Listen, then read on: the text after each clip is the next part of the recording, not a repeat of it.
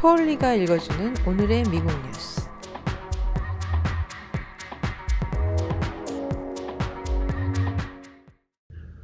오늘 뉴욕타임즈의 일면에는 마이크 펜스 부통령이 볼티모어에서 연설을 하고 있는 장면이 나오고 있습니다.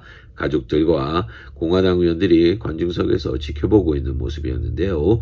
헤드라인으로는 Republicans use law and order as rallying cry 이라고 다뤘습니다.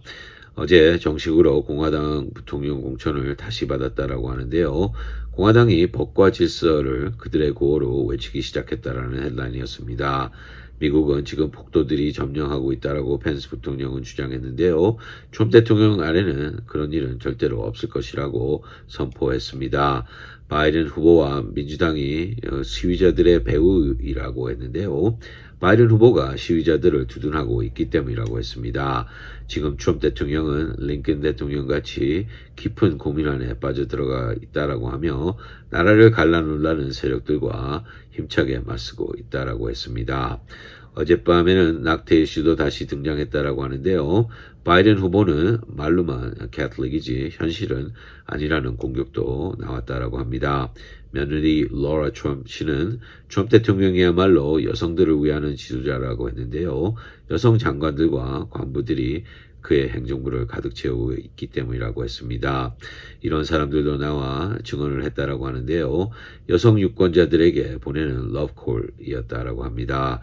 공화당이 법과 질서의 당이라는 테마는 끝까지 유지된 밤이라는 해석도 나오고 있는데요. 그러나 이런 폭동의 원인에 대해서는 별로 언급되지 않았다는 기사였습니다. 다음은 법무부가 그노시아 위스콘신에서 일어난 제이콥 블레이크 씨의 사건을 조사하기로 결정했다는 소식도 나오고 있습니다. U.S. investigates police shooting as Kenosha boils 이라는 헤드라인으로 다루고 있는데요. 어젯밤 경찰을 두둔하는 자경대 멤버가 2명의 시위자를 살해한 혐의로 체포되었다는 소식도 나오고 있습니다. 그는 일리노이스에서 온 17살 카일 리튼하우스였다라고 공개했는데요. 타오르는 불에 휘발유를 분 셈이라고 했습니다.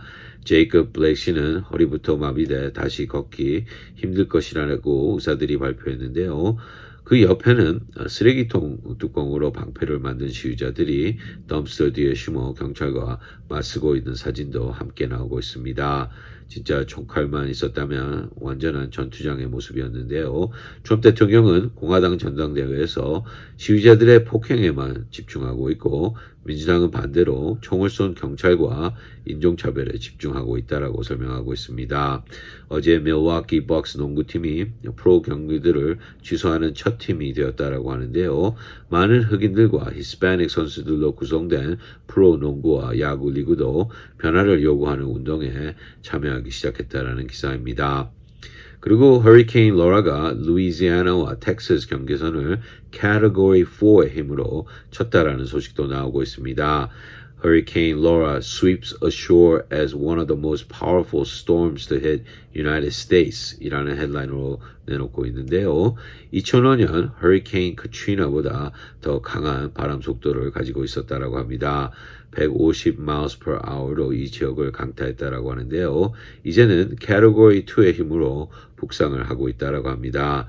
다행히 뉴올린 같이 인구가 높은 지역은 아니라고 설명하고 있는데요. 그러나 큰 피해를 남길 것은 확실하다는 기사였습니다. 마지막으로 뉴욕시 MTA 서비스에 대해서도 Doomsday Subway Warning 이라는 헤드라인으로 내놨습니다. 지하철 시스템 종말의 경고라는 번역을 할 수 있을 것 같은데요. 연방정부에서 곧 120억 달러의 지원금이 도착하지 않으면 MTA가 지하철과 버스 서비스를 40%이나 감축해야 한다는 경고를 내놨다는 내용입니다. 뉴욕시 같은 대도시들은 연방정부의 지원 없이 영원히 버틸 수 없다라는 우려스러운 기사였습니다. 이상이 오늘 뉴욕타임즈의 주요 헤드라인들입니다.